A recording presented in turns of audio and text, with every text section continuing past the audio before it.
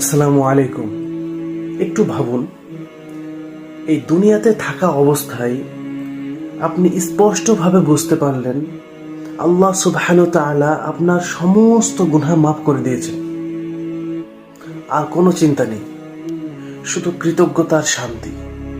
আর ঠিক সেই মুহূর্তে আজরাইল আলাইহিস সালাম আপনার সামনে উপস্থিত হয়ে নরম কণ্ঠে বললেন, আল্লাহ তোমাকে বিশেষ সুযোগ দিয়েছে, তুমি চাইলে দুনিয়াতে আরো কিছুদিন থেকে যেতে পারো, আর চাইলে এখনই মৃত্যুকে আপন করে নিতে পারো। ঠিক সেই সময় আপনার হৃদয়ের প্রতিক্রিয়াটা কি হবে?